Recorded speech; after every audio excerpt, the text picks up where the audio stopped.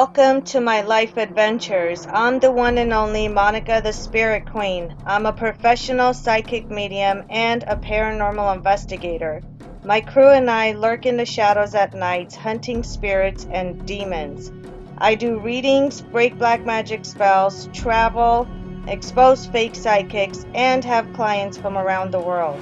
I'm no nonsense when it comes to respect and honesty. I have a crazy busy life, but I love it. My family keeps me going with their love and support. I will never give up, no matter what demons I have to face.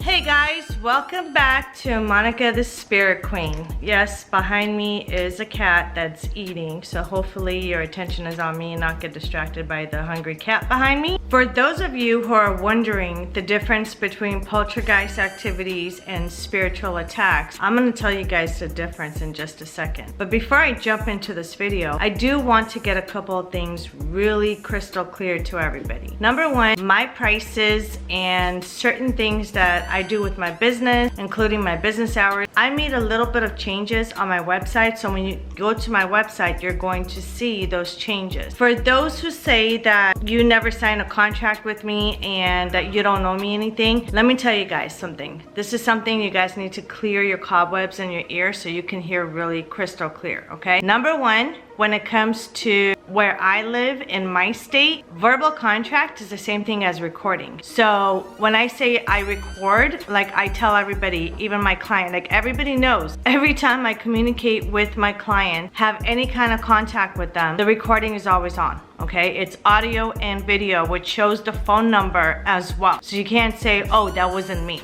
Well, it is your phone number and I am talking to you. In the state of Nevada, it's a lot different than the most states. I don't know the laws in every state, so to be honest with you, it doesn't really matter to me. I can care less about how your contract goes as far as doing business with somebody. But in the state of Nevada, you can have a verbal contract, which is considered the same thing as a written contract. Every time we communicate, when I record you, that is the same thing as a written contract. It's a verbal agreement for you to pay me for the services that you are asking me to provide. Whether it's readings or whether it's taking on your cases, if you do have any spiritual cases that I need to work on in order to make your life better. So if you're going to be selfish and number one, ask for your money back, absolutely not. Number two, you're not going to be the first person that I have filed a civil lawsuit and won against wanting their money back for the services that I've already provided. And number three, I'm gonna give you guys a little bit of a secret of how I work behind the scenes. Every time I work for a client, after I get paid fully, every time I take on a case and I start working on a case for you guys, I record everything that I do, meaning my work. There's case numbers that I keep and the dates, the time of the conversation, plus when I start working and when I start taking on your case and working on your case. So when it comes to certain individuals, I don't know, Gilbert Hernandez, and if you want me to drop some names to give you 15 seconds of shame to expose the ones that contact psychics for work and then at the end they want their money back because they want free services. Well, this is not gonna happen in my world, okay? I don't know how the fuck you were raised and how your world is, but my world consists of paying for everything because there's nothing for free in life. And number two, since I record everything, I have everything on file. So therefore, when I take you to court and sue you for fraudulent activity, especially when you want to fuck with my account, not gonna happen. Unless you want me to put a judgment on whatever the fuck you own, and I have done that as well, don't fuck with me. Like I said, my prices have changed. Everything is a little bit more pricey and expensive now. I still kept it in a price range where it's affordable for people, but at the same time, with the amount of work that I was doing for people, it was not worth what I was charging. So therefore, my prices have changed. So if you go on my website, monicaspiritqueen.com, you're going to know what I'm talking about. Basically what happens is when you go on my page and you fill in that space of your name, phone number, and a couple of 1 or 2 sentences of why you want me to call you, you are agreeing to the terms and conditions because of the fact that you are contacting me through my own website that has my legal terms and conditions on it. So that's basically the same thing as a written contract as well. You are giving permission by sending me an email with your information on it for me to contact you because you are inquiring my services. You're asking for my help. So when I do provide my services, I can go back to the emails and say, hey, guess what? This person reached out to me for my services. So therefore, I charged them for my services, and therefore, you are not entitled to get your fucking money back. So that's it. You're done. You do not get there is no money back. Keep fucking with me and I will post your whole entire fucking address, name, phone number, siblings, parents, family, grandparents. You think it's a joke? I've done it before already on Facebook, and I'm gonna keep doing it on Facebook. Not only that, TikTok, Instagram, YouTube, you name it, I'll blast your fucking ugly face out there. You wanna fuck with me? I'll fuck with you back. So let's move on. When it comes to spiritual attacks, there is a difference between a spiritual attack and a poltergeist attack. Spiritual attacks are different than poltergeist attacks, and you guys all been asking what's the difference. I'm going to tell you guys the difference right now. When it comes to spiritual attacks, you can get scratched, you can get pushed, something physical can happen to you. Even possession, which is 6th level possession, which is physical full possession. They can jump in your body, they can make you do shit that you would never do in your life. I mean, it's just, they're crazy. The spiritual life is crazy. If you're not ready to get burned, don't play with fire. But lately, I've been getting too many people that are contacting me, acting like I owe you guys something. I don't owe you shit. The only thing that I owe you is when you pay for my services and I provide that to you. Don't contact me and ask me to do something for you, to do a reading or whatever, and then try to test me. I'm just saying right now, if one more person tries to test me during my readings and questions my fucking work, I am dropping you. I'm cutting the reading short. You are not getting your money back. Obviously, there is no refund, not even on my candles that I make that a lot of people have been purchasing lately, which is great because I just started my business, my candle business, and everybody's buying them. Hello. What are you doing? Don't whip your tail at me, young man.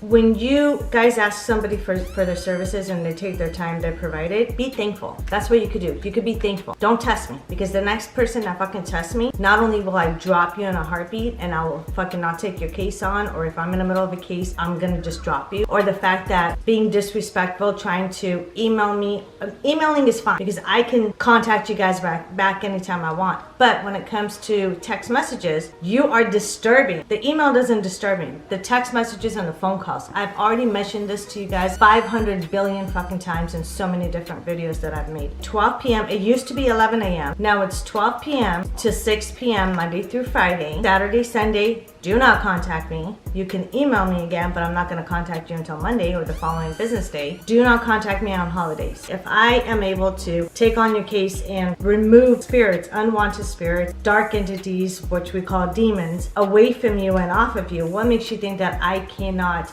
put him on you? And I've done this to so many people already throughout the years. There's a lot of people that have seen and experienced my demons for themselves firsthand, and then they contacted me begging me to take my demons off of them. So therefore, I'm not a very nice person when it comes to somebody trying to take advantage of my work and my services. And the only reason why they try to do that is because they know I'm the real deal. They just want to get what they want out of me, get freed from spirits, attachments, spells, whatever the case is, and then they want their money back. No, bitch, it doesn't work that way. Nope. So let's move on. So we already took care of the spiritual attacks. Spirits that attack, they are in-betweeners, which some people call it grays. I like to keep it short and simple so you guys can understand human language. Sometimes when I speak spiritual language, people are like, Monica, can you please speak English? I have no idea what you're saying. So therefore, I just keep it simple. Instead of calling grays, blacks, whites, blah, blah, blah, all this other bullshit that the fake psychics call them, I'm just simply saying there are in-betweeners, which are stuck in between two realms, which can, and a lot of times do piss them off because they want to cross over, but they're not able to. They need the help of a real psychic like me to help them cross over. But in the meantime, what they do is they take advantage because they get so irritated, they get pissed off. I mean, who wants to stay on Earth after they cross over, after they die?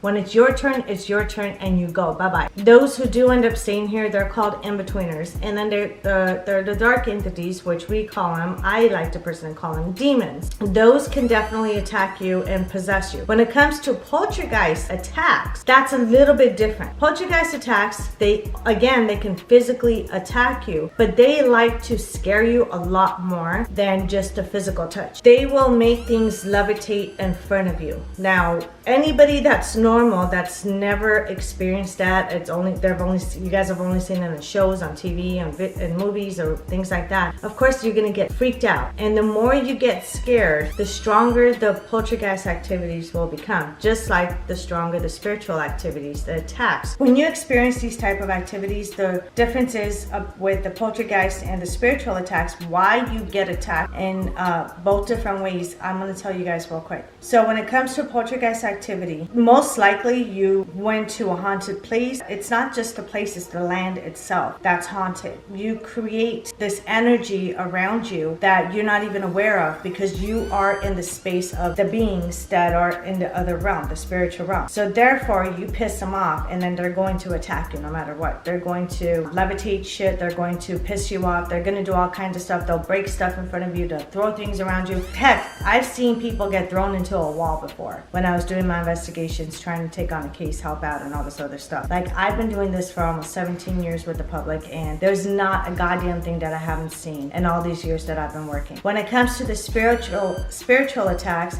it's not always the land. Most likely it's the person themselves. So it can be you. For example, you contact me and you say, Monica, I'm having this and this happened to me. It's weird. I feel weird. I get sick and this and that. I look into it. A lot of times it's a spiritual attack, meaning somebody else most likely is doing something to you, whether it's spell work, whether it's binding, whether it's, you name it. It could be witchcraft, it could be voodoo, it could be a lot of things. So when you are experiencing the physical stuff on you, most likely either it's somebody that's been doing that to you, or it could also be a generational curse that has passed on and it came to you, which can go to the future generation, meaning your kids, your great grandkids. It's gonna keep going on until somebody like me, myself, I've been doing this for a long time for people, end up breaking the generational curse. It does take a little while to break it. It does take a lot of time, energy, and I have to use some kind of money. That's why I charge for it, for products, the items that I have to purchase in order to do that. Now, when it comes to black magic, sometimes I have to use black magic in order to break black magic. Again, every case is different. There's a lot of different variety of why this is happening, why that's happening to you, or to somebody that you know, somebody like your loved one, your brother, your sister, aunt, uncle, parent. Doesn't matter, even your friends, any relationship that you're in, they can get affected. Once it's on one person, there's a very good chance, especially that it's been going on for a while, a couple of months to a couple of years, there's a very good chance that not only are they going to attack you, they're going to start attacking your loved ones as well, especially the ones that you are the closest with. It can even be co-workers, or just anybody that could be living under the same roof as you, that will definitely have the same experiences. If not, it could even be stronger for them, because they are unaware of what's going on with you, and so therefore they're vulnerable to the spirit side, and the spiritual attack could be a lot stronger on them than it is on you. So again, if that happens, contact me, monicaspiritqueen.com, so that way I can look into it, book in a reading, look into it. If you do have a case, and if you're not crazy, delusional, that need a mental hospital or a therapist, then I'll gladly take your case on, because there are some people that something traumatic happened in their life when they were younger, or in their past, or even just recently, and they're very jumpy at everything. So automatically they assume it's the spiritual side. That's why I do the readings first, and I'll even tell you, listen, you need a counselor, you need a therapist, you don't need a psychic. Or you don't need a therapist, you don't need a counselor, you do need a psychic medium like me to take on your case, because it has something to do with spiritual stuff and or poltergeist. It is spiritual. They're both on the spiritual side, in the spiritual realm.